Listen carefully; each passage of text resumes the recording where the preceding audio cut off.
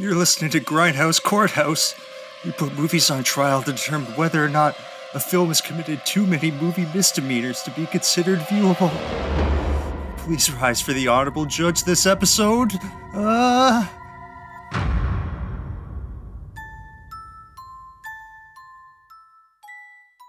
hope you bitches know how to deal with ghosts and shadows, because our logic is about to collapse on a subatomic level.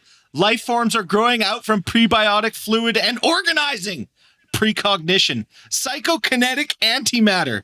Matt has been working around the clock to cross-check the numbers, ignoring the cries of his child and wife, and the results are terrifying.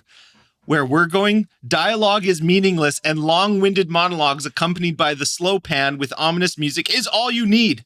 So say goodbye to classical reality. We just watched John Carpenter's Prince of Darkness. Cue intro music. Now we have to make intro music for this one. Yes, you do. we typically have the intro before the speech. But. We could put as much thought into it as John Carpenter did. Just play the movie and have your synthesizer right there and go boop, boop, boop. Pretty much. Just Tom, just slam down some power chords and everyone will think it's John Carpenter. Oh, yeah. Yeah, definitely. Yeah. So maybe a bit of background for this movie. First off, we're going to do this deposition style, so we're not going to have the usual adversarial format. We're basically just going to talk about the movie and impressions and make jokes about it. So this is the unofficial second installment of John Carpenter's so-called Apocalypse trilogy. This includes The Thing, this movie, The Prince of Darkness, and In the Mouth of Madness. This movie is by far the worst out of that trilogy. No doubt. If the trilogy is a sandwich, this is the shit filling. That's essentially what it is. Yeah, it's like a brioche shit and then like a really nice ciabatta or something. Anyway. Yeah. So the thing that unites them is there's no characters or anything, but the thing that unites them is that the protagonists are fighting against creatures and ideas that are not necessarily supernatural, but more about a nature of the unknown or the incomprehensible. The production budget and box office is the craziest numbers I've ever seen. Any guesses? If you've looked, don't answer. But if you haven't looked, got it. Any guesses how much money this movie costs to make? $50 to $60. The cost of Alice Cooper's bike fare, like to fix his bike and then ride to the set. I've got the numbers, so I'm not going to guess. One serious guess, Dave. One serious guess. If you had to take, I also know. Yeah. Okay. I was impressed too, though. Okay. If you had to make a serious guess, Tom, what would you say the budget was? What's the year on this? Sorry. 1987. 1987. Mm-hmm. And I do know that he had total control over this movie, so I'm going to say he was able to amass $1 million. Cat. Well, you kind of fucked it up because it was more than that, but it's still ridiculously low. It was $3 million. They spent more than $1 million on this movie? It was they have to pay actors, to like make this thing. Well, they have to have craft services. They had to rent out that church for the weekend. Well, a guy that can do mouth trumpeting can't come cheap. That had to be expensive. Get me mouth trumpet guy. Yeah. And the other thing that's hilarious about this movie is it's really the now 5 greatest hits anthology of actors from previous Carpenter movies. So we have Dennis Dunn and Victor Wong, who are both in Big Trouble in Little Chinatown. We have Donald Pleasance, also known as Dr. Loomis from Halloween. And then we got some faces we know from elsewhere. We have Eddie Black from Darkman. Am I right? Oh. Am I right? Oh, yeah. We all know about Darkman. And this one... Okay, did anyone recognize the fat, balding guy with the mullet? Oh, you bet I did. Okay. I feel we didn't recognize. Yeah, I feel ashamed for not guessing this. Dave was actually going through the IMDb when we were watching the movie, and he's just like, "What a name, by the way! He's got an amazing name. Just if he was in nothing else ever after this too." All right, fill us in, Matt. Who is this guy? Dirk Blocker is his real name, apparently. It's a made-up name. It's an actor's name. It's got which is odd. Even that is a stranger choice. You can pick your name, and that's what you end up with too. So where would you? That was his porn name first, and then it just kind of transitioned to legitimate movie. A C turns into an R so easily. It's so easily. Anyway, Dick Blocker plays... we know him from Brooklyn Nine-Nine. He's one of the Hitchcock and Scully dynamic duo. I don't Still know can't tell them apart. which one. He's one of them. He's one of them. And also, like, So he's probably the most legitimate, like, of all of the graduate students that show up in this thing, he's probably the one that looks most like a physics graduate student. Spot on. Yeah. Balding, Yes. long Still hair. a little old, I'd say. Like a little old. Hidden on the younger students. Yeah. Yeah. So now you know what Matt looks like. I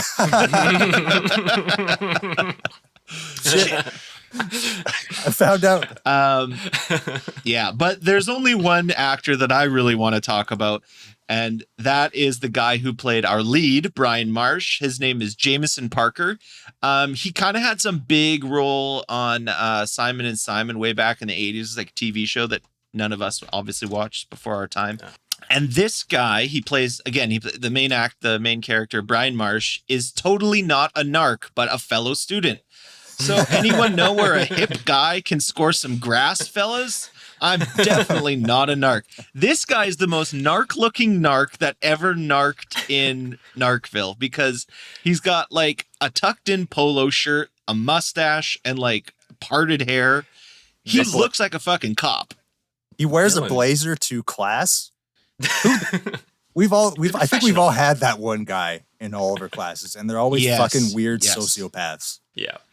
Yeah. Just like this guy. But Dylan, this goes into your grand theory about the 80s hotness or not, right? Yes. That's just the fashion of that time, having that mustache. He's pulling it off. Yes, he does look like a cop. And he also looks like he might be 55 with a minivan and settled down with a family, but he's apparently the sexiest man who's ever lived, because he pulls out some serious game right at the start of the movie where he goes to hit on this chick and she's like, that's pretty sexist. And he's like, oh, I'm sexist and proud of it. And she's like, I'm really uncomfortable. So he like just turns it on and they sleep together. I don't understand how these rules work. Was it a different time in the 80s? I looked back at it, and I think it's because he did that weird, like, semi-magic trick, and that captivated her. Yeah, he distracted her with something shiny. Here's the thing. So she ignored his comments. Does he actually do the card magic trick? Because I don't think he ever successfully completes it. He tries it again later in the movie, and they do like a clever, they switch cameras, and like one scene he's doing it, and the other scene he's like made it disappear. I don't think he could. I really hope. Yeah, I was thinking that like this was his side gig. Like he knew acting wasn't going to work out for him, so he's like, I got to get into magic. So he's trying to do it on set. So he brought that to John and said he wanted to incorporate a magic trick, and John thought it was like the greatest thing ever, and he included it in the movie. Yeah, because he can't say no to an idea. An idea comes into John Carpenter's sphere, and he's like, oh, I got to put it in my movie about the devil. I have to. Yes, and audience, you'll remember my argument from Ghosts of Mars. It was based purely on this, and we'll come back to that in this discussion. But no one liked Brian, right? Like, the second you meet him, did anyone think, cool guy, I hope he is our main protagonist? I thought he was going to be a villain. Yeah, he gave off creepy vibes right from the start. Yeah. I thought he was going to rape that woman right away. I'm like, he's a sexual predator. Oh, yeah. Yep. Yeah, no doubt in my mind. Iffy vibes going about him. But I don't know. He flips it around on her, and was that just the time of the 80s? Flipped it around on all of us. He would actually be a pretty good villain. Like if this were redone today, you would immediately assume he's the bad guy, because he's just got this unlikable personality. It's just that face. Yeah, he's just gross. Like he's just this gross guy, and I feel bad because it's just a weird story, but it's just him. He's kind of that, like, the guys they portrayed as heroes in the 80s a lot of times are now the villains kind of thing. So anyway, that's Brian. I don't know. Maybe we're too harsh on him, because the other characters in this movie, like, none of them have great traits that I would say, this guy's a hero. I could totally base my life around him. Yeah. Yeah. All the men are misogynists, and the women are, portrayed poorly. They're barely in the movie. Yeah, not the actor's fault. They barely have lines except for the one lady. But they move everything forward. Like, it's their research. Yeah. It's them, like, what's her name? Melissa? No. Yeah. Melissa. What was it? Melissa, yeah. Melissa. We had Melissa that was transcribing everything, and that was actually pushing the story forward of just like, nope. This evil is going to be coming. So you're just like, oh, okay, this is how it's going to progress. Okay, was it her pushing the plot forward, or was it the words on the computer pushing the plot forward? I don't know if it was even that. I thought it was just the tank of water that was magically leaking that was pushing it forward. There was like there's this one like 5-minute scene, and if you are not paying attention to every single word, you're going to be totally fucking lost, because she just does this giant exposition dump. Satan's anti-god. Jesus was an alien. We'll get to that one. We just gloss over that part. Yeah. It is just this, like, take everything you know about the New Testament and shove it up your ass, folks, because we got the real truth here. Anyway, I think that was the tagline too of this movie. It's really bold. Do we want to get into the plot then? Well, we just finished our intro right now. Yeah, so we should. We'll finish the intro eventually. At some point during this podcast, the intro will conclude. The intro was done. The intro was done when I wasn't shouting anymore. So that's when the intro ended. So speaking of intros that won't end, though, I want to take a quick poll, because this movie might have the longest intro in movie history. I don't know where it ends, because you get so far into the movie and then finally you realize, okay, the setup is over. Well, let's find out. Yeah. Let's pull the audience. So you have a timestamp, Adam, but I also want to know the scene. Oh, I definitely don't have the scene. We'll have a general survey. So Matt, we'll start with Matt. Matt, for you, when did the intro stop and kind of the plot took to the second act? When did that happen for you? I think intro probably stopped when Brian Marsh revealed himself as a sexual predator. Okay. Is that the end of it? I think that's about 25 minutes into the movie. So on the bench when they're in the quad? I think so. After that point, that's when like we finally have seen like, oh, that's the best boy is this, the key grip is that. Like the credits keep rolling. Okay. I think that's about it. Tom, where'd the intro end for you? As soon as we just focus on that one guy doing the mouth trumpet for like 5 to 10 minutes. I wish. So he is the other professor. He is a professor of biology, or is it? I can't remember. I think he's a biochem. I think you're right. Think so. He's the only official adult, even though everyone in this movie is at least 40 years old. Yes. Yeah. Okay. I've got the scene now. I'm searching in the background. Okay. Dave, how about you? Guess. See, I thought it was because like they left the mystery of why they're the church. So I think as soon as they kind of got that like in the church, all the equipment set up, that was all intro all the way up to there. I'm with Dave. That's exactly when I think the intro ends. Yeah, okay. I thought once the equipment's set up and like right before the first squirting. Right before that. Basically. We'll get into that. So based on my timestamp, so IMDB has a different value. It has 9 minutes of the film, but I have 10 minutes and 45 seconds when Directed by John Carpenter appears. And this is after the priest talking to the physicist, and it cuts right into our narc practicing magic in his dorm room. So we've got the whole students, we've got the professor talking to them, talking about quantum physics, relativity theory. We got the priest with the dying priest and the new book. So all of that has been dumped on us. And the intro is them basically getting ready to go into the evil church. Okay. When was this church built?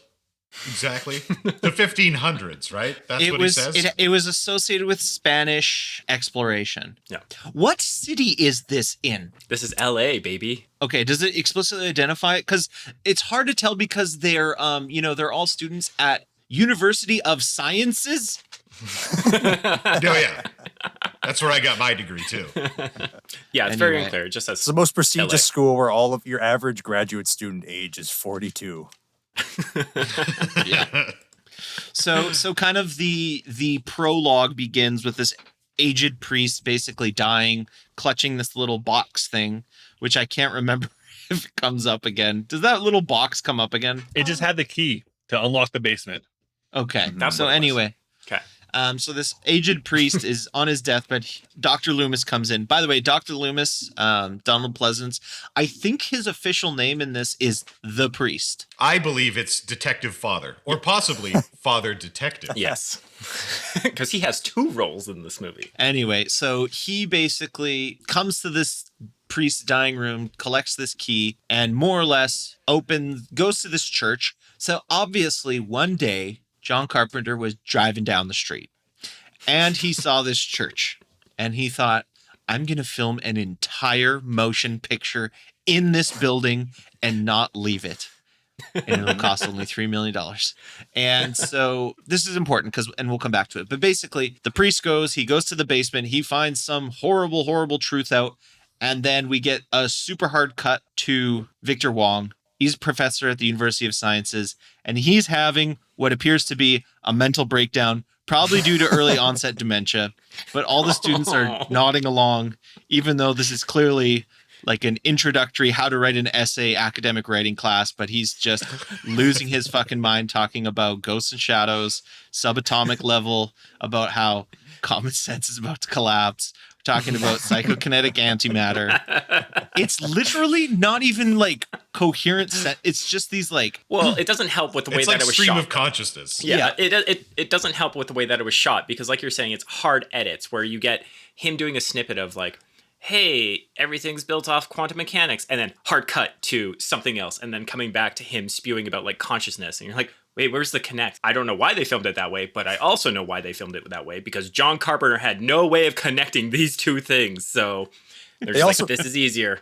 They also take place over different days. Like you come back and the students are wearing different clothes and they're sitting in different spots. I did not notice that. I did not know. I thought that was one lecture. So he's just going up for days, multiple class lectures of these long, aimless diatribes about black is white, up is down. Common sense. You don't know anything. Hey, theoretical physics graduate students, you want to hear about quantum mechanics for the first time? They did their undergrad in it. Come on. You're blowing my mind, Professor. Yeah. Whoa. And the funny thing is that the graduate students all have a grasp of quantum physics that is no further developed than John Carpenter's own. So they fail to understand coincidence. The most basic principles.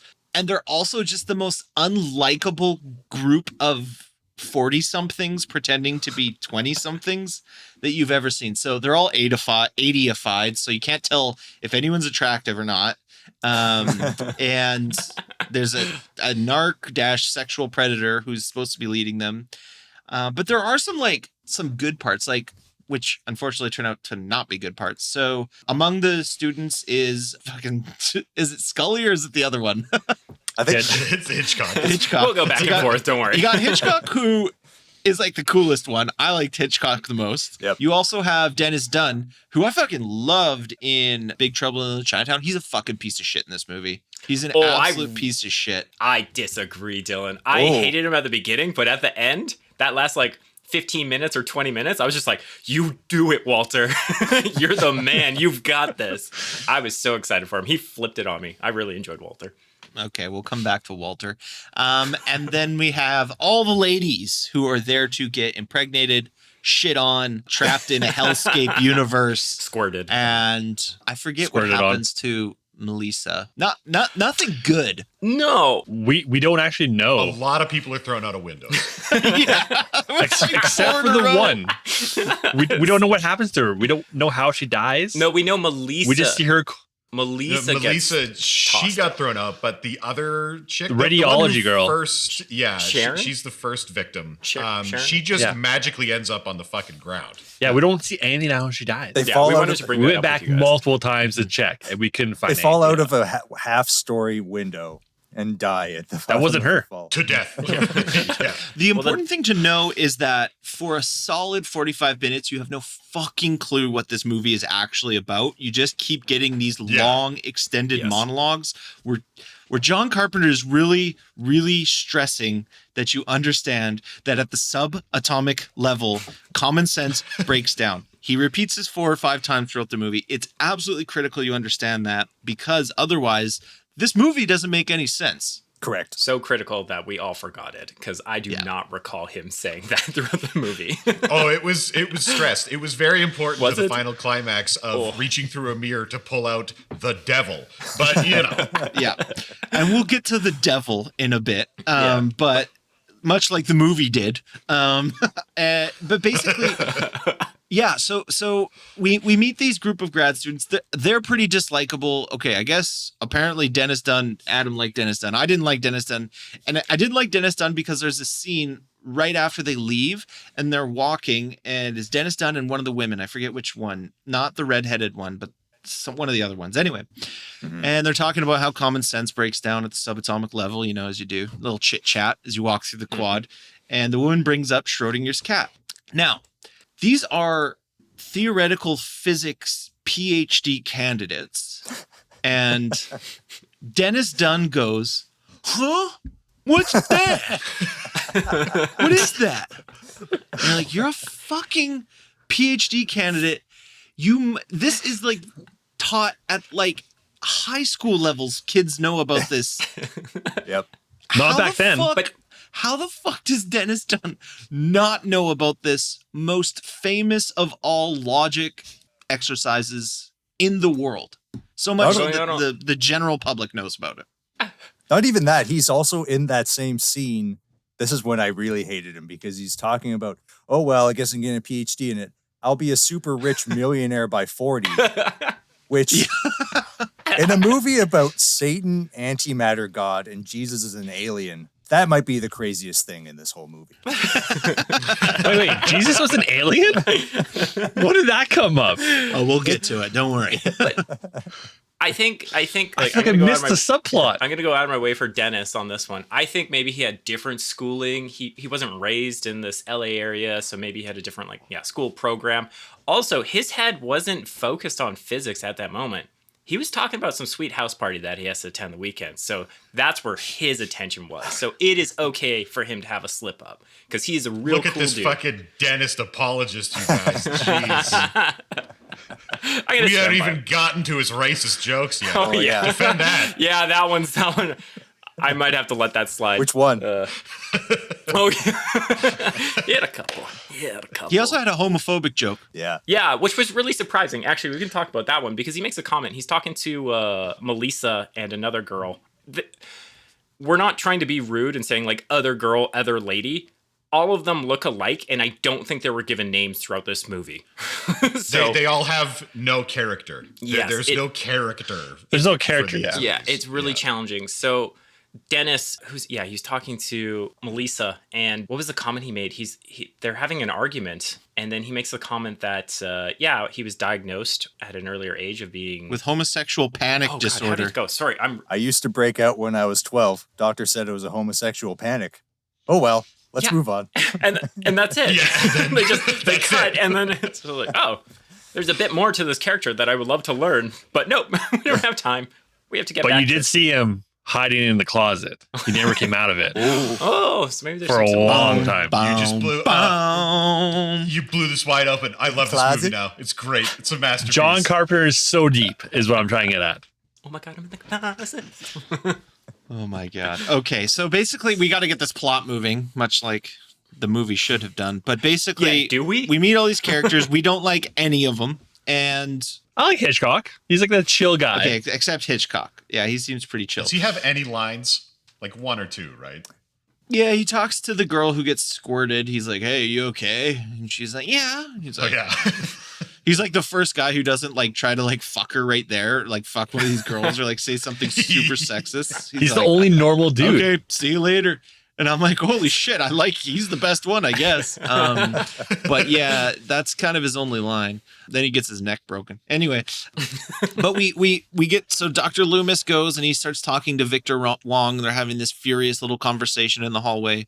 And basically, he's got to recruit a crack team. 3 women and 3 men? I think it's 3 women and 3 men. Yeah. We don't know fucking any of them. From different departments, too. Yeah. No, they're all physics. They're all physics students. No, I thought he had like a biologist in there, too. They come later, but they're not recruited by Victor Wong. Okay, sorry. Right. Sorry, he makes a phone call, and then we get a theology student, and we get 2 biochemists. And that's about it, I think. Right? Mm-hmm. And remember this. Graduate students. Fate of the cosmos. but even Victor Wong is just they couldn't spring for like, why don't we just get like other faculty members from other universities? Like LA has quite a few universities. No. My shitty graduate students who are just all trying to fuck each other and don't even know what Schrodinger's cat is. Yeah, and Victor Wong doesn't even like sweeten the deal for the grad students. It's like, listen, you're gonna be studying something that's groundbreaking that could change the universe. No, it's like, hey, I need everybody to bring their own sleeping bag and sandwiches for the weekend. We're gonna do some research. got some cots. He does say he'll give a letter bump. Oh Yeah. yes, it's a letter grade. He's up their grade. That was the seal of the deal on this one. Yeah, like when you're writing your PhD, that's what you're most concerned about. It's like, I hope I get an A+. Yeah. So then we get the gang together. Basically, we get that MacGruber scene where he gets his whole team together and puts them all in the van. Well, this happens, except this time the van doesn't explode. And he drives them all to the church. So you've seen the church a couple times. Like it's always like accompanied with some ominous music. And it's a pretty creepy looking church, kind of in run down part of LA. It's standing off on its own. It actually doesn't look that old, which is why I found it a bit weird that it was built location. in the 1500s. Yeah, it's a big brick and mortar church that really doesn't look that old. It looks shitty, but it doesn't look old. Yeah. But then you start noticing little things. So as this like team is coming together to go to this church, you're noticing like little things, such as like the bag lady. I think that's what she's credited as. There's a bag lady staring at the sun because there's a eclipse that's going to be happening, and she has like ants crawling over her. You're kind of like, okay, this is off. This is weird. But you also start noticing more insect-related themes. It's not that weird. It's not that There's weird. A lot of ants.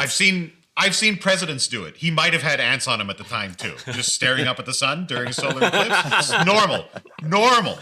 And Tom, can you clarify what is the relationship between the homeless and insects? So we're jumping ahead a bit, but like there's liquid goo in the church, and it's Satan. Obviously, I don't need to explain that. And Satan in liquid goo form is able to exert power over lesser creatures. And they state that specifically in the movie. Lesser creatures being insects, ants, beetles, but also poor people, homeless people. So it's about that moment when a wild Alice Cooper appears from behind a dumpster, looking a little paler than usual. Now, ironically, actually, that was not shot by just normal footage. He was just behind that dumpster. He had no idea a film was going on. He just woke up in that alley and thought, fuck it, whatever, see what they're filming. And he was cast right then and there. Yeah. It's like, hey, they got sandwiches. Funny story. That's why you guys tune in. Listen to these little factoids. Tidbits. So Alice Cooper becomes the, king of the homeless people, I guess. I thought the bag lady was the queen. Big Daddy homeless. Well, it's a monarchy. There's a king and a queen. Yeah. I get, And anyway, we enter the church. And this is how you can make a movie for $3 million when your entire set is limited to one space. So when we did Ghosts of Mars, I was kind of complaining about how fucking small the set felt, even though we're supposed to have like planet-wide events going on. This is worse. This is global interdimensional chaos, and it's like 8 people in 5 rooms, basically. Yep. And well, at one point during the watching, I was like, so the entire planet is affected by this, right? And then a pickup truck just drives by. And I don't know what the stakes are, because I have, Father Detective and the professor telling us, like, the world is at stake. Everything, the universe will disappear, but you can still drive your pickup. Yeah. Did they express that to the students, though? I feel like the students didn't really have a grasp. Like, they were doing all the research, they're collecting this information, and then the professor was the one that was, like, I guess, like, filtering through it and understanding, like, what's happening with his conversations with the priest. But I also kind of like it that it's just, like, there's this huge end-of-the-world event, and it's just this small group knowing about it. Like, it could have gotten blown out of proportions. I think maybe I'm just used to those kind of movies where it's like Greenland or Geostorm, where it's the whole United States coming together to fight this one force. And we now know that's not realistic in any sense. So having just like a group of 8 individuals in a basement trying to figure this out, I kind of liked it. There's a little charm there. Yeah, so anyway, Satan's green goo, who his dad is a fucking interdimensional antimatter monster. And anyway, I'm getting ahead of myself, trying to discredit Adam, which happens sometimes. But most times. It'd be a first. Yeah. It'd be a Grindhouse Courthouse first. It's literally so hard to even begin to explain this plot. Okay, so the grad students are setting everything up. Like I said, a few other people show up. One man who plays a mean mouth trumpet shows up. Oh. Yeah, not since King Louis have we heard such a mouth trumpet. This guy shows up. I don't know what the fuck his point is, but they're testing goop, Everything. I guess. No, they're like maybe they're doing some radiocarbon dating of what the fuck is in the basement. So what That's we your find in assumption, the though, right? That's your assumption because it's never clear what they're doing. They're just somebody did a running tests. somebody did radiocarbon dating of something. They said it Did was. they? Okay. Yeah. Maybe. They found the this. top of the It's like 7 million years old or something like that. crust on the outside of the Yeah. container. Anyway, I enjoyed the X-ray part. Yeah. When Which the lady is- brings the X-ray of the container. It's like it's a magical lock that can only be opened from the inside. Yes. And that just blew my mind because why would you keep the lock inside where the thing you're trying to keep locked up is? Like because a layer of duct tape or caulk would have like totally defeated Satan. it's right? because of who put the devil in that tube. And we'll get to that. Why So- would he put the lock on the outside so that the thing inside couldn't open it? Because it wasn't meant to keep him locked in there. Oh. El Diablo. Oh my goodness. Yeah. I'm learning so much about this movie. missed- not watching this they were movie. just- Dave, you weren't listening close enough to that 3 No, minute. I think I listened closely when they said we need science Yeah. to prove So- that this exists, Yes. or else the world wouldn't believe it. So there are two And they themes threw in that this. plot out the Right. window in like 10 It minutes. does, yeah. So there are two themes in this movie at this stage: faith and science. And basically, what John Carpenter is trying to do, like how can like faith and science, be saying the same thing? What if faith is just a form of science? And he's really trying to like bridge these two themes because, again, much like Ghosts of Mars, he read a fucking article somewhere one time, didn't understand half of it. Actually, half would be a generous statement, That's generous, yeah. and just went off. So what he read had to have been something about antimatter. I don't really know, and a little bit about quantum physics and maybe the relationship between the two. I think So he understands that. I think he. Go ahead, Matt. You're the expert. I think he thumbed through the Tao of Physics or What the Bleep Do You Know or one of those. I'm not sure when those were written, but if they were available at the time. But essentially, one of those pop. 80s equivalent Yeah, of some them. pop science version of like quantum mechanics is so goofy, man. Up is down, black is white. You could throw a mug through the wall and it'll go right through. Tunneling, action at a distance, spooky. Whoa! And that's about like he just like kind of flipped through like antimatter, anti-particles, interdimensionals. It's just like after that, being grounded in reality is not a concern for this movie or any like science Yeah. mumbo Fair jumbo. enough. Tachyons. Yeah. So Victor Wong, this physics professor, had like some TV debates with this priest. That's how they knew each other. The priest brings him in basically like, hey, look, I got this situation on my hands in this church in LA. I don't know what I'm dealing with. They all come down to the basement and there is this giant vat with swirling green liquid that looks A impossibly old. solnado, if you will. Yes, Solnado. Oh. Surrounded by like hundreds of crosses and creepy candles and this book. And so we get introduced to this book, and I'm sure the book has a name, and I don't care, you freaking nerds who love John Carpenter movies. I don't care. I don't care what the book is called at all. And they start to consult it, and they're like, oh my God, it's written in Greek and Latin and numbers. Who can read it? So they hire another graduate student.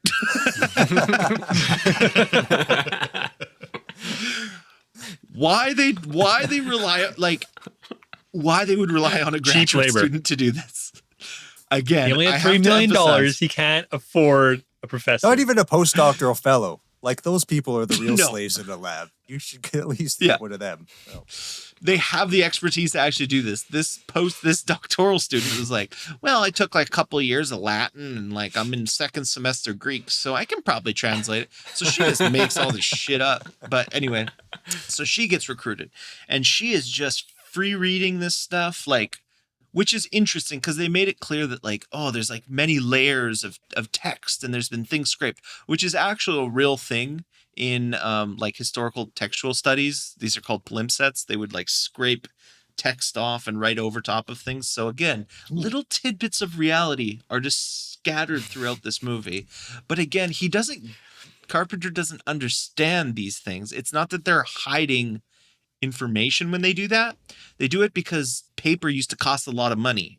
They didn't have paper. They had like animal leather, vellum. So that's why they would scrape it off, because they're like, well, this fucking stuff doesn't matter. So it's like frustrating tidbits where it's like you're so close to grasping an actual truth here, but you're just fucking it up in the execution. Yeah. That's a beautiful way of putting this movie, Tom. Yeah. It's so close to being something that would be decent. Okay. And Great, but for the sake of getting through this movie and getting us, we're still not officially to the end of the intro, at least according to Dave and I. We get Melissa. This is the theology graduate student who they bring to translate. By the way, we make fun of her, but she does a fantastic job. She just like reads it, no problem. Even though there's numbers. It's amazing. Even though there's just numbers involved, she's like, oh yeah, I know what this is. So the first thing she notices, banging that shit out. She's really good at her job, I think, is what I think she was born for it. Yeah. Huh? Oh. Yeah, think about that. No. Oh, okay, cool. Too bad she falls out of a window that's 2 feet high and dies. So she notices all of a sudden that there's differential equations in this book.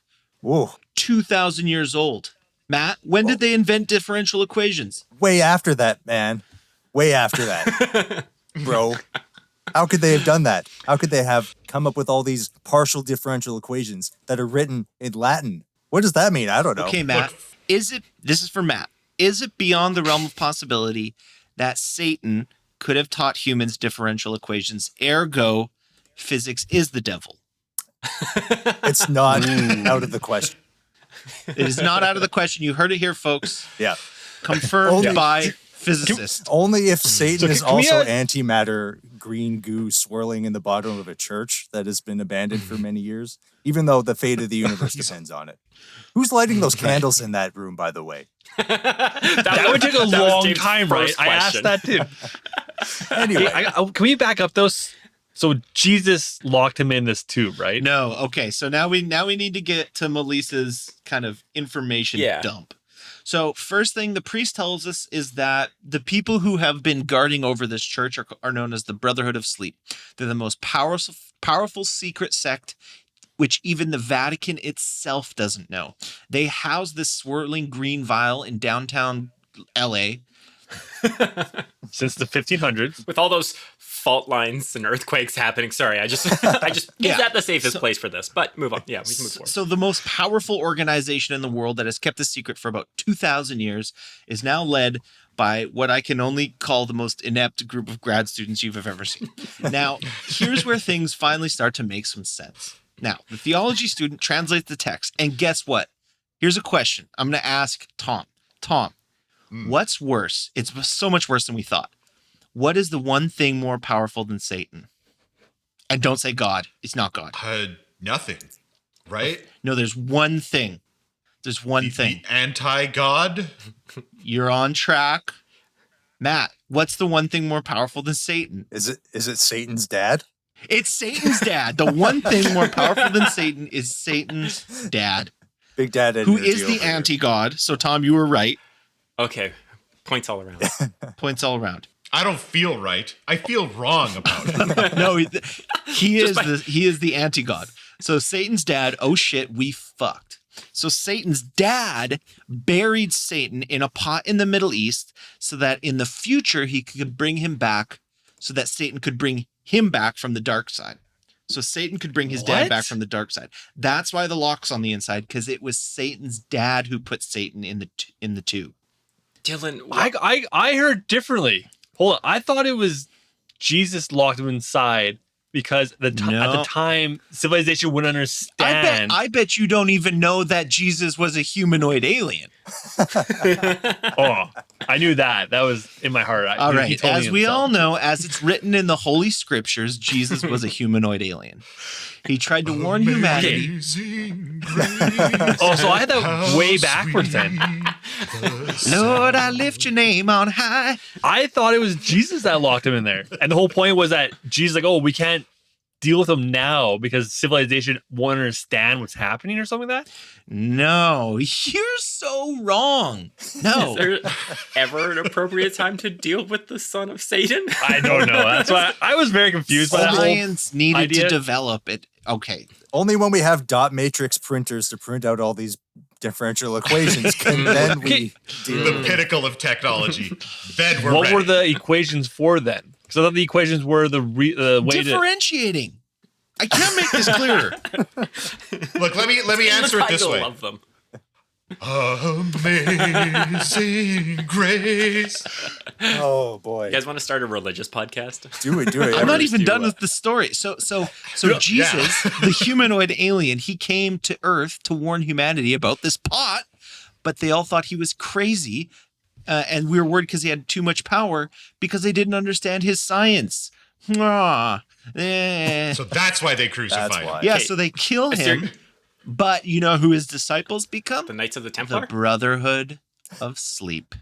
Oh, Witness the greatest cover-up in human history. This is the secret that the Brotherhood of Sleep has defended for 20 centuries. Satan is green stuff in a jar, and alien Jesus died trying to save us. Can I ask a Only serious to really question? fuck it up in the last mile, right? Because it was down to like one guy going out once a week for food for 30 years. Yeah, it's the classic panda conundrum where they just refused to procreate, so they died out. They went extinct. We should have thought of the celibacy oath. This was a terrible idea. Serious question though, Dylan. Was Yeah. this in the movie? Did they Yes. say all of Yes. this in the movie? Yeah, no, It's Okay. it's not all contained in her a lot of it's in her little exposition dump when she's reading the book, but a little bit you get a bit later towards the Okay. mirror scene. Okay. Yeah, so I was kind of on the right track, but I definitely got confused. I definitely thought it was Jesus that locked him in there, Yeah. and that the technology wasn't around. or and something that could some of it you get from the priest, Dr. Loomis, who's explaining what Yeah. the Brotherhood of Sleep is. So Mhm. that's kind of the condensed spark notes of the overarching Is plot. not is So this does this. is Professor Father Loomis? Does Is he this- supposed to be the next member of the Brotherhood of like the one guy no, dies? he's an and he- outsider.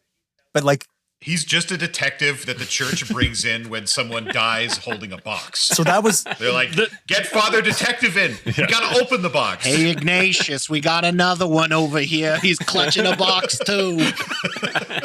Yeah, we got him. I can't remember who the nun said he had an appointment with, but I think that was the next person oh to inherit the key. At the very start, he's like, Right. he had an appointment with so and so tomorrow, but he died. So that guy's just sitting around twiddling his thumbs going, gee, I thought my life was supposed to be more than this. Yeah. Aw. Yeah. So Melissa finishes just explaining this unbelievable story, and then Dennis Dunn goes, "Huh? I thought you were supposed to be Asian." Oh yeah. You that can pass one. for Asian, Yeah, huh? that Or no, one. yeah, you could pass for Asian. Oh my God. Anyone get that Dennis. joke? And- Does anyone understand No, what that no, joke 'cause is she's- supposed to be? And she responds appropriately by like leaving the room. And he's just standing there like almost grabbing his dick going, I don't get it. I thought that we were gonna. Adam's favorite character, everybody. Adam's favorite Not character. that moment. Not that moment. Again, I really liked Walter in the last 15 minutes when he was trying to escape the closet and everything else after that. Okay, yeah, but what that's did I he said. mean? Hey, you could pass for Asian. She is No Asian, clue. right? Yeah, she is. She's Chinese. She's Yes. very obviously Asian, as Asian Yeah. as he is. What the hell is Is going that on? like a secret joke that like me as a white man I do not understand? Is that something that like culturally I just missed? Oh, maybe I- she's like maybe Much like all these advanced concepts, like, you know, a Jesus is a space alien and Satan is the offspring of bigger Satan. Like, my tiny brain, all I heard was anti-God and I checked out. That's it. John Carpenter wins there, Tom. Yep. He got By the ya. way, learning that Jesus was a space alien really makes Loomis's like end scene really stupid because he's like reading the Bible and like praying like, "Oh God, Jesus!" It's like, Loomis, we've told you once, we've told you 1,000 times. He's an alien. He's not coming to save you. He spends literally a full fucking day behind that boiler reading the Bible. Oh, And Eddie Black is just laughing in front of the mirror the whole time too. So he's behind the boiler reading the Bible. Eddie Black is laughing in front of the mirror. Who I Yeah, actually let's- thought he did the best like crazy person out of the whole group. Yeah. Yeah. He seemed Yeah. Well, there was insane.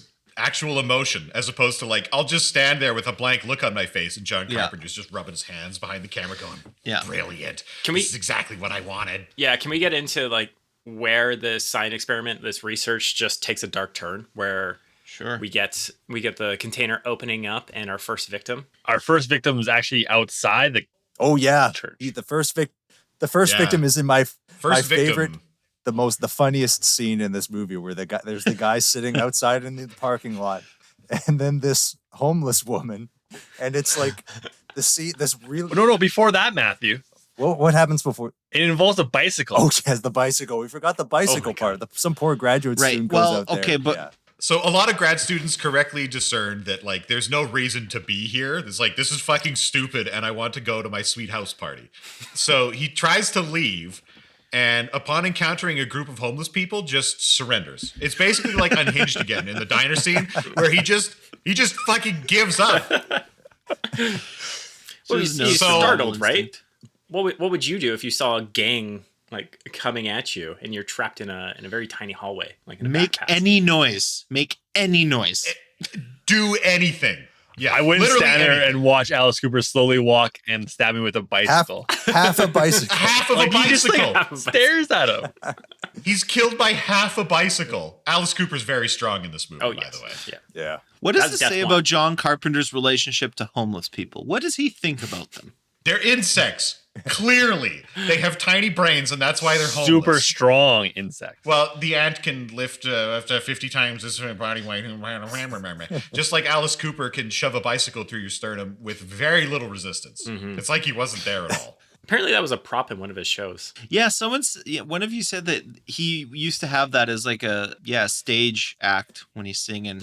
Apparently, He would take Yeah. a grad student. Yeah, Feed My Frankenstein. Take a grad student, stab him on stage, and just leave him there for the full set. Yeah. he had some kind of like impalement gimmick, kind of like, Ozzy biting the bat head, but it was supposed to be fake, and one time it was real. But Alice Cooper's a murderer is the end of that joke. But Hey guys, what's the better Alice Cooper cameo? This movie or Wayne's World? It's Wayne's, Wayne's World. World. It's Wayne's World. He has lines in Wayne's Really World. Wake. Yep. Milwaukee. Ooh.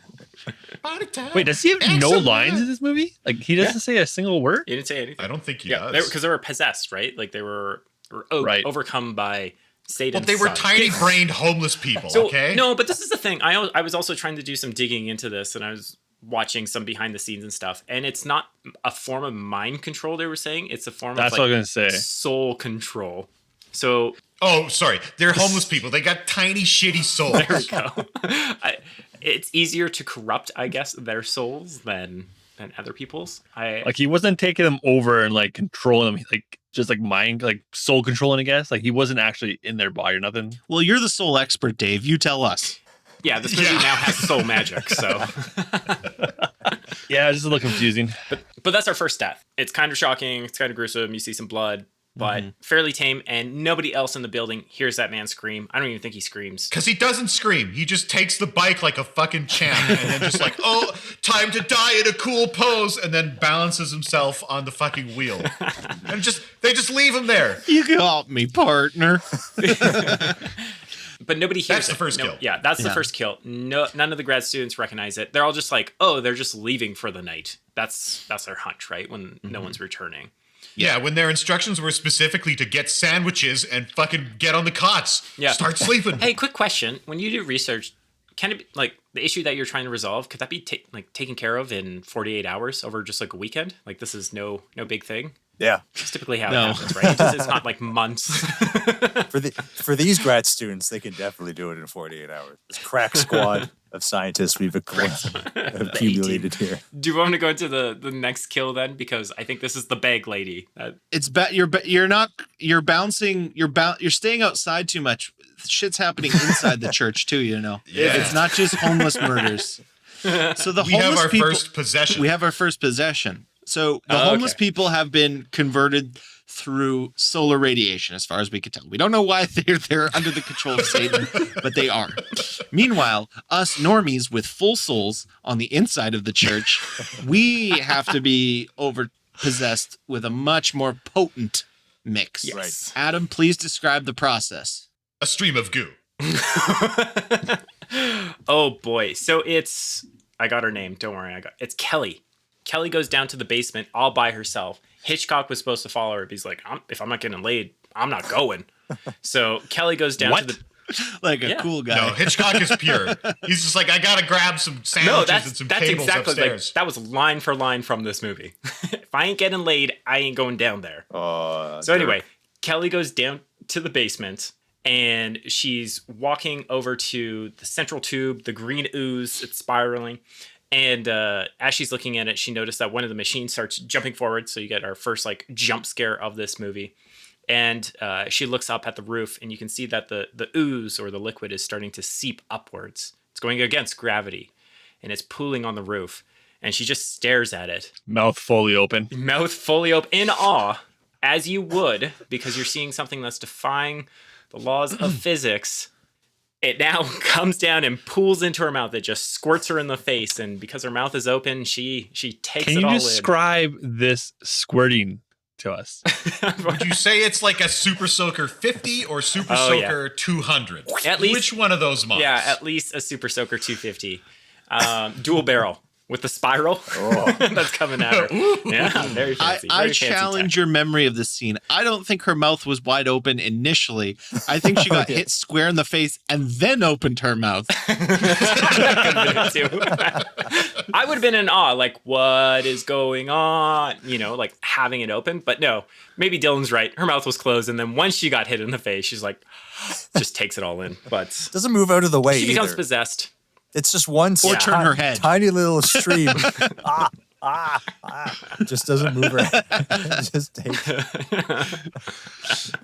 Which is so funny because it's not even like if it's like a zombie movie, sometimes like all you need is like one drop of blood to like possess it. It's a fairly substantial amount of squirt that gets in these people's mouths. So it's like, oh yeah, like you have to try to get it in it's your mouth. Really, they're really trying to get it in their mouths. They're like being pinned down. They like, just turn your head and you are fine. But nobody thinks to do that. Instead, they all open their mouths as wide as possible.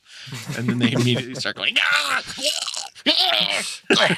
They immediately turn into Nicolas Cage in just grabbing their throat and screaming. So she's the first victim, right? And she is now possessed by the son of Satan. What does that possession look like? Does like she change in any physical way? I think she becomes paler. Like she has a lighter. She has like a blue tinge. Yeah, I felt like. Oh, she's not wearing her glasses though, Tom. She's not wearing her glasses, so that's a tell right there. Anybody without glasses on could be. When you're possessed, you stop acting. Is what happens. You just stand there and look at becomes a piece of wood just on set. Anyway, Hitchcock comes downstairs. He's like, "Hey, is there a couple chicken wings down here?" Oh shit! Breaks her neck. Yeah, snaps his neck. Easily breaks his neck. No one notices. By the way, Hitchcock's that gone. scene, he was the most Hitchcocky that he is the whole movie. He's so much like his character in Brooklyn Nine-Nine. In that scene, what's going on down here, guys? It just gets killed. Yeah. Back outside. Back let's go back outside. Back Matt, outside is the big lady. So one of the graduate students, we don't know his name. It doesn't matter. He's wearing a blazer. He's got a weird mullet. Weird, strange grad student. And he's just standing out and he's just like, they all try to convince him to come back into the church. He doesn't. He stands out there. And then one of the homeless ladies, I think it might be the queen, the leader of them, the bag lady that we mentioned earlier. Yeah. She runs from across this giant empty parking lot with a pair of garden shears so slowly. And they have this giant wide shot of him just standing there. And she's just kind of slowly jogging across the way. It's the funniest thing. I think she's screaming the whole time, too. Yeah, it looks like it should be in a Wes Anderson movie or something, this weird scene.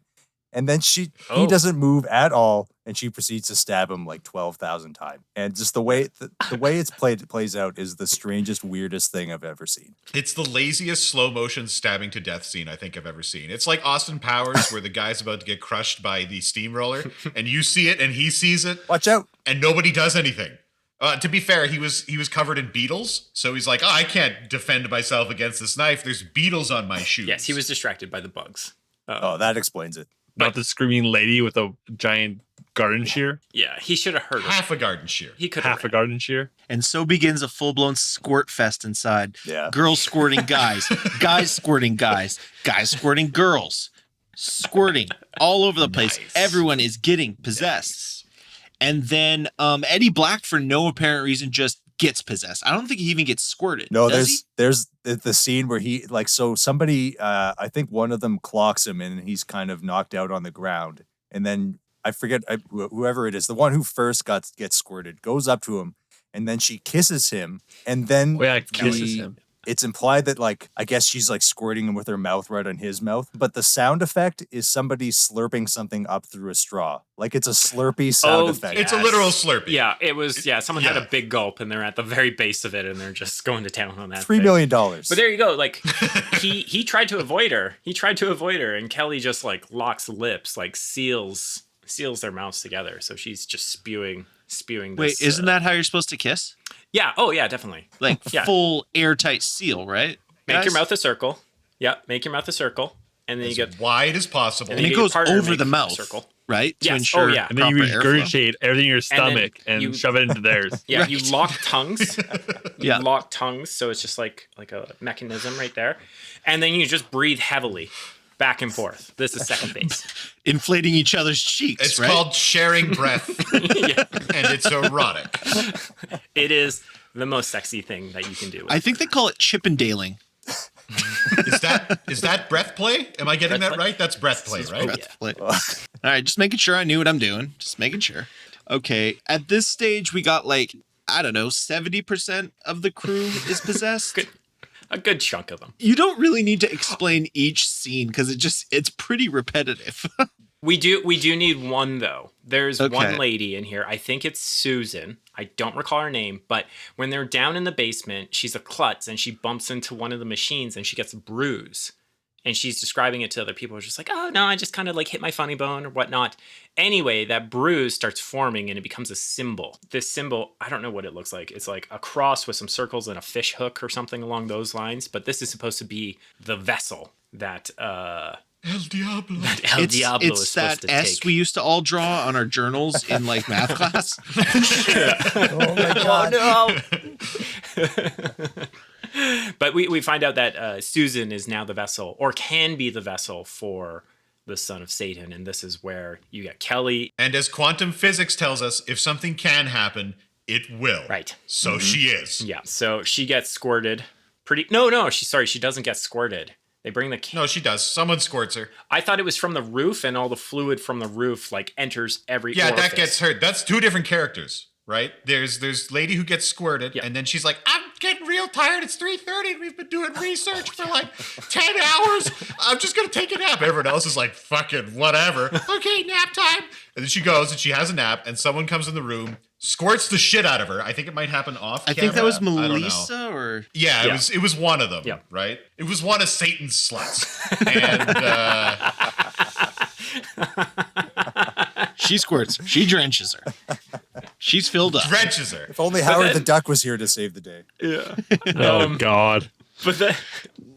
But after that, doesn't Dennis come into her room and he's like, "This is my chance. This is my chance Dennis to shine." is such a fucking piece of shit. How do you like him in this movie? I don't like him now. I like him at the end. I made that very clear. You like him when he's bricking that lady and then throws her out a window. Yes, that's my favorite part. But Dennis. The other thing is at this point, Dennis fully... I'm talking about the actor now. He fully forgets how to do his job and can't have conversations. He's talking to Brian one scene, and it's literally worse than high school theater, watching these two fucking idiots talk to each other. It's so unbelievably bad, and it's still not the worst piece of acting. That's yet to come. I've got an explanation for that one. It might not be his fault. John Carpenter went on record saying, normally I let my actors improvise and kind of bring stuff to the table and whatever else. But in this one, because we had so little money, I just wanted to shoot exactly what was on the script. Okay. So again, this is a poorly written movie. Yeah. Thanks for coming to my TED Talk. Yeah. Also, I have to say that Dennis Dunn, or Walter, Walter, the character, plays like he's in a boner comedy more than anything. He does not fit into this movie. Everybody else is like, well, I'm a scientist. And Dennis is like, I just want to get laid. I need to go to this party now. And if I can't get laid at the party. When I was 12, the doctor said I was gay. Are you Asian? And it's just it's totally inappropriate because he's at some point he's locked himself in the closet to hide himself from these people. This woman, the skin is falling off of her. She's inflated with Satan's son himself. And then he's like, normally I love being dominated by women, but this is not right. Yeah. Yeah. You are going to die. This is not the time to be cracking jokes like this. You're stuck in a closet. That's just his coping mechanism. And about this time, we start getting the dreams. So you remember how we said John Carpenter just keeps adding shit? Oh. Well, here's another one he's added. He read something. Guys, he read something somewhere about tachyons. Oh, God. Probably saw it on Star Trek. These fucking tachyons. All right, Matt. Okay. Matt, explain tachyons, connect it to time travel in Paycheck, and then relate all of that back to dreams. Okay, so you've got a giant laser. You shoot some tachyons all the way around the apple-shaped universe. It comes back to you. You have information from the future. Ergo, Satan is an antimatter god. Easy. Right. It's easy. Nailed it. Yeah. I think you explained it better than John. I think you actually did. Yeah. Hold up. How do you transmit those into people's dreams in the past? Doesn't matter. They don't tell us. Doesn't matter. And it's also Technology in the non-specific future. Oh, no. 1999. very specific. 1999. In 12 years, we will have the technology to shoot tachyon beams back in time and shoot like grainy VHS video. Only to your dreams, though. Only to your unconscious electrical neuroinference or something like that. So they all start having the same dream, and it's kind of like this grainy thing. It's like the front of the church, and somebody's walking out, and they all find out they have the same dream. And then our buddy Victor Wong says, "Tachyons, you ever heard of them? Which are essentially particles that move faster than light. They're theoretical things." Yes. Most physicists don't take them seriously because it's like so outlandish. It's not part of the standard model of particle physics. It's just a bunch of hooey nonsense, but science fiction people love it because you can send information back in time, theoretically. Mm-hmm. And then that's about it. Beautiful. There we go. Proven in this film. In this film. Also doesn't, you could remove this subplot entirely and the movie would be the same. Oh yeah, he could have gone in multiple directions. Yes. Did you hear that? Matt just proved there is no God. Oh, Matt. El Diablo! El Diablo. Could you take the whole scientific subplot out of this movie and it would still work? Easily. It could just be about so easily. religion. Just religion. Yeah. Honestly, it could just be Well, then Victor Wong. some guys. Victor Wong could be a karate trainer and just like be trapped in this church. Training 3 kids in the background, you know? Bunch of karate grad students. Tune in next week for 3 Ninjas, High Noon at Mega Mountain, starring Victor Wong. We're going to see what carries over for that. But I kind of, this is the part, there's like little things of this movie that I don't mind and I like. I like the dreams, like everyone was connected, they're having the same dreams because it's saying like, there is still a threat and it's happening in the future. So your actions right now, whatever you do, you could prevent this. So that's what they're working for. Save the whales. Okay, we get it. But they all have different dreams. So there's like slight differences where it's like the figure in the doorway, that's what changes for each dream. So I thought it was always a dark, mysterious figure. It is, but it until starts the end of the movie, after she jumps into the mirror dimension, and John Carpenter almost killed the actress during the shooting. Spoilers, Tom. Spoilers. We're Yeah, getting hang there. on, We're we haven't getting done there. That's different because she's now in that weird world. No. But before, when they're all in the room, it's always a dark figure. Hold on. Let's keep going with this because I think you're wrong. No, El Diablo. All right, Dennis Wong is trapped in the closet and he's cracking jokes. The son of Satan is about to come out of Susan? God, these names. Susan. Some woman, some female character that definitely passes the Bechdel test. It turns out it was less a pregnancy and more appendicitis. Yep. Yes, yeah, acute. Yeah.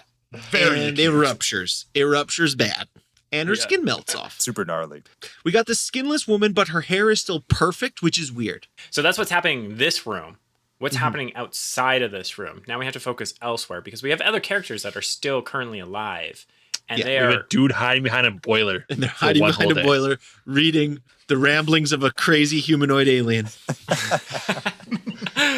But we have Jameson Parker or Brian. We have Catherine as well as Victor Wong. They're just chilling in a room doing Yeah, we nothing. haven't even mentioned Catherine, and she is probably one of the more important characters, but this is how little he wrote for her. Like, she was the one who Brian tried to sexually harass. They had both of them had basically no role through the center, like the second act of this entire movie. I don't even remember them in it, but now we're getting to the end, so they're back. So Catherine we're still in the introduction, Dylan. Yeah, right. Yeah. We're still introducing these characters. Yeah. Haven't found out who the best boy is yet. Anyway. So we have, there's also another guy. I forgot his name completely, but Victor Wong's in there. The most important. Yeah, Victor Wong. So there's actually 4 individuals that are in this room, which is on the opposite side of the closet, which Walter's trapped in. So they barricaded their room because you have Scully or Hitchcock, as well as, what's his name? Milicia. The mouth trumpet, dude. Mouth trumpet. Mouth trumpet. There's a Eddie couple Black. people that have been possessed, yes, and they are outside of the room, and they're just standing there because they're waiting for Satan's son to get enough strength, enough energy. No, Satan. Just Satan. No, I thought it was Satan's son, though. No, Satan's dad is the anti-god on the other side of the mirror. That is Satan. Okay. Sorry. So we have Satan that's building up its strength. You can see that because it's able to move the cots around the room as Susan's laughing hysterically. And this is where Walter's just like, I've had enough. I'm going to start smashing through this wall, even though there's like 8 levels of concrete and like cinder blocks that are blocking his way. And he loses it. Don't give him that much agency. He doesn't start smashing through the wall. He says to the people in the other room, do something to help me. This is true. And they start to dig through. Yeah. At the very end, he panics and helps. Yeah. But he bursts through that wall. It's fantastic. Like, the work that Catherine did, like the 4 on the other side of the room, they're going at it for like 4 hours and they barely made a dent. But Walter, a whole day. Walter in 4 minutes, he gets through that wall as quickly as possible. Because they pounded through like 2 layers of brick. They're like, Walter, this would really work better if you chipped just a little bit from your side. I can't. I have carpal tunnel. How many times do I have to tell you, asshole? No, Victor specifically said to watch the devil very closely. Yes. So he had a job. Which he starts failing because he panics because the devil now is more powerful and can start breaking the door down with mind powers. Maybe I missed it, but Dylan, can you explain, is there anywhere before this point that mirrors come up as a topic? No, not at all. Or has mirrors been completely... Well, no. At one point, Father Detective and Professor Incompetent are sitting in someone's office talking about, like, just ramblings. Just like John Carpenter's, like, again, stream of consciousness bullshit. And it's presented as this, like, great truth where it's like, oh, I understand now. The mirror is the inverse image of God. What if the mirror universe is the anti-God? And then, like, the movie just moves on. Oh, yeah, I did. And you're just left there, sitting there wondering, going, like, what the fuck am I watching? But the intro isn't over, so you got to keep watching a bit further so the movie starts. Yeah, I Okay, so they do talk about mirrors. All right. I missed that. He literally uses the word mirror, and from my recollection, it comes out of nowhere. Yeah. Like, there's no real buildup. He's just like, you know what? Mirror universe. And he drops that truth bomb when Father Detective's lap, and he goes, oh! Did he say mirror universe, or did he say mirror image? Mirror image. What's the difference? 'Cause how could mirrors be real if our eyes aren't real? Checkmate. I thought he was talking about matter, antimatter, and then he said God, anti-God. And so I thought he was using, I mean, obviously not, but I thought he was using the word mirror in a figurative sense, like a mirror image. I think it might have been both. Because he was like, I think Victor Wong says that this is again, like John Carpenter thumbed through some like Science American magazine and saw antimatter. And they always say that each particle has an antiparticle, like a mirrored thing. And he took that to mean that there is a mirrored universe that is the same as ours, but like just a bizarro one where up is down. And That sounds like a Carpenter leap of logic for sure. I pictured John Carpenter on the toilet while he's reading all these magazines for some reason. Which is why he never gets the ending, which is like the actual reality of things. He's just like, well, I'm done shitting, and like leaves.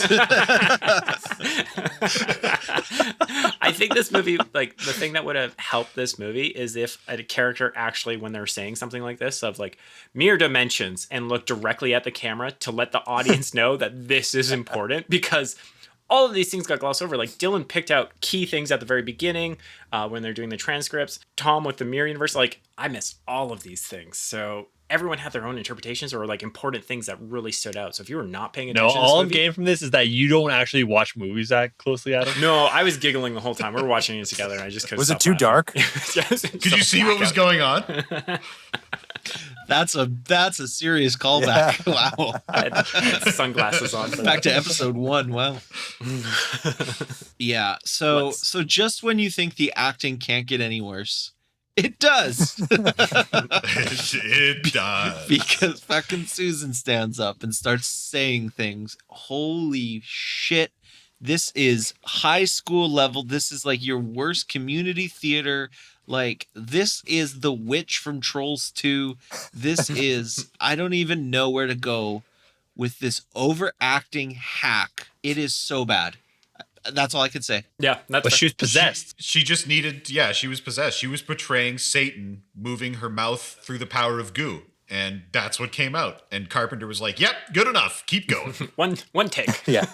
Yeah. She decides she's powerful enough. She stands up and she looks in the mirror of a small makeup case. And she sticks her fingers through and it's not big enough. So she's just fingering this mirror, trying to get her dad out. Yep. And it ain't working. It's just not working. So she goes to the full-length mirror that is in this other room. It's in the boiler room for some And reason. there's Dr. Loomis behind the boiler just going, oh, fucking shit, I'm so scared. And she goes, Father! Father! Come forth, Father! And you vomit all over your clothes. You can't stand You void your bowels. Yeah. Tears are streaming down your eyes, and it's not a beautiful thing. It's ugly. But through the tears, you get to see the rest of this shitty movie's ending. So okay, so a lot of like things happen, but none of them matter. The two girls finish breaking into the closet. Walter gets pulled through the opening. Him and the professor just start bricking the shit out of Melissa. Like, holy fuck, they go to town on her. They start flipping her out of the window. Other people started getting flipped out of the window. There's like a mustache man. sequence where like 4 people get flipped out the same window pretty much. Yeah. And it keeps breaking the glass every time. They put the glass in, flipped out the window. Mustache man, narco, decides to break out of the room. I can't remember why he does that exactly. Because they're coming through, I guess, the wall. Because they're coming through. Yeah, but it's also because save somebody. Yeah, no, he wants to get out to see if he can get to like help get the cops or something. Because he tries jumping out the window earlier, and then the homeless gang comes up, and he's like, "Get me out of here!" And they like, pull him up really. That was such a weird plan. They awkwardly pull him back up, and then so he's basically dodging streams of Satan goo coming out of people's mouths left and right. They're like, I'm gonna goo you, but he like closes his mouth and moves away slightly, and they can't get him. What a hero. He's invincible. There's some like uppercuts. Unsquirtable. some table legs. Can't be squirted. Susan, or whatever her name is, Satan, El Diablo, finds a bigger mirror, a full just like 10-foot tall mirror in the boiler room. Starts to pull Satan through before my boy, Father Detective Father, my favorite character, says, it's time to turn this into a fucking Jason Statham movie. Picks up a fire axe, runs in there, is like, be gone, thought, and starts like cutting off arms and heads, but Satan's too powerful for this. And he just gives up after that. He's like, well, I tried the arm and I tried the head, so there's like really nothing I can do. Satan starts reaching through the mirror, being like, okay, here we go. Come out, rubber hand of bigger Satan. You're coming with me into the real world. At which point, the main character, the hero, Catherine, the lady that we forgot about, Goldberg's the motherfucker straight through the mirror. Right into the mirror dimension. And at that point, he yells, Cristo Domino, and just yeets that fire axe right into the mirror, trapping her and Satan, I guess, forever on the other side. And that's basically the end. Did I miss anything? Is that pretty much you nailed that. So one last little tidbit at the end, we get the transmission again. But this time, we know who it is. We see the full thing. Yeah. And this time it's clearer. So this time they're like, hey, it's us from the year 1999. Technology has advanced far enough. And like it really lamely tries to explain how they're using tachyons to like transmit to people's dreams. And they're like, we're sending this to you because it happens and you need to avoid it. And literally it's like image of Church and Catherine, and that's it. That's all they show. Yep. Yeah, no message. That's the entire message. Yeah. So what is the implication from that? That the anti-god, she's alive and she's living in the mirror world. I think the anti-god is still going to take over because that dream happens. If that dream didn't happen, like if they were successful, then they wouldn't be receiving messages from 1999. But because their attempt failed, they're still now receiving messages, and it's slightly different. But Satan's not in our world to pull them through anymore. So how are they going to open the mirror world? Exactly. Cristo Domino closed that shit. Well, it's over. Yeah, but there's clearly something else that's going on that they missed. Listen, they only put in maybe 48 hours into trying to solve this. This also, problem. I want to point out they solved this entire problem with like no science at all. Well, you smashed a mirror. There was no point for the science. It's just good old fashioned hip checks and axe chops. Like that solves everything for them. Brute force. Actually, that's the takeaway. Science did nothing. Science does nothing. We don't need science. Science Faith has failed. We need our world. Fire axe creatures. We only need fire axes. Yeah. All right, that about does it. We'll come back in the after hours. We'll have a bit more in-depth discussion of what the hell this last transmission means. We did it. We watched The Prince of Darkness. Guys, we got through the hour and 15-minute intro. It was awesome. Yeah. Final thoughts. I'll ask you in order. Rate out of 10. Would you recommend it? Matt, what do you think? In all seriousness, I did kind of have fun with this. I like the idea. The execution is not great, but the idea is kind of fun. There's like a little bit of, it's got a good vibe to it for at least some of the creepy parts. I laughed out loud a lot at the weird homeless woman running very slowly across a parking lot. Yeah. That shit's but I would give this probably a solid like 6.5 out of 10. Mm-hmm. It's like, it's not awful, right. but like it's still pretty fun. 5.5 out of 10. Like, John Carpenter is a great filmmaker. He's made some of my favorite fucking movies, which is why it's so difficult when you get like an Escape from LA or a Prince of Darkness. Look, anytime he sets his movie in LA, it fucking Stop sucks. setting it in LA. It's not good. It always turns out bad. And I mean, it's not terrible. Like, he's a very competent filmmaker. The fact that this was put together for like very little money and over a very short period of time is technically impressive, but the script needed more time in the oven. It just wasn't finished. And because he had total control, there was no one there to say like, gee, you gotta come up with something better than that. He just said, nope, good enough. Let's go. Mm-hmm. El Diablo. 5.5 out of 10. Got it. Dave? I give it a good solid 5. Like, I already don't like the horror genre that much, but this was okay. It wasn't amazing. I was very confused. You have to pay attention for that 1 3-minute scene where they tell you what's happening. Yeah, I missed that like 30-second drop of like the bomb that I needed to listen to. So that kind of sucked. But overall, not bad. I didn't like many of the characters. I hated most of them. Right. Yeah. Adam? I'm going to go with 4.5. It was probably one of the weaker. We're getting lower. We're dropping in place. It's one of the weaker John Carpenter movies for me. But just like Matt was saying, it's just like they had an interesting idea. And also, like Tom's saying, if they had more time to develop it, to go through a couple drafts, maybe there could have been something there. Like, it was so close. It was so close to being something that was decent, but it just fell on its face before the finish line. So, I probably wouldn't recommend it, but I will probably do a rewatch to see all the things that I did miss. That's a good segue to mine, because this is my first rewatch of it, and it actually worked. I liked it more because I had the plot under control, so I wasn't straining to understand what's going on. So I just got to pick out more. I think realistically as a movie, I'd have to give it about a 6.5 out of 10. But for me personally, because I love these kind of cult horror movies, like it'd probably be like a 7 for me personally, but for others I'd say 6 out of 6.5. I could see that. Yeah, not the worst, but Yeah. like be prepared for a pretty weird movie. If I wasn't a man of science, I might. Yeah, it helped. But, It helped. It helped knowing the plot and getting. This time, I just got more of the details. Give it a try. Give it a second try. You'll enjoy it more. But I think that about does it. We'll check back in after hours.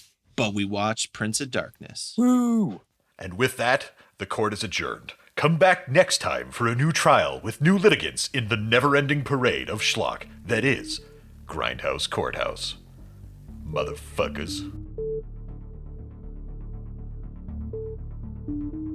Matt has been working around the clock to cross-check the numbers, ignoring the cries of his child and wife, and the results are terrifying. He's the only normal dude. He's apparently the sexiest man who's ever lived. He's got like a tucked-in polo shirt, a mustache, and like parted hair. He looks like a fucking cop. So now you know what Matt looks like. He wears a blazer to class. Yes, He's pulling it off. Yes. Pulls out some serious game. because he's just got this unlikable personality. Not even a postdoctoral fellow. But you did see him hiding in the closet. He never came out of it for a long time. Go ahead, Matt. You're the expert. Tachyons, you ever heard of them? Whoa! Quantum mechanics is so goofy, man. Up is down, black is white. Did you hear that? Matt just proved there is no God. Oh, Matt. Oh well, let's move on. Once the equipment's set up and like right before the first squirting, here's where things finally start to make some sense. I just want to get laid. I need to go to this party now. And if I can't get laid at the party, And so begins a full-blown squirt fest inside. if I ain't getting laid, I ain't going down there.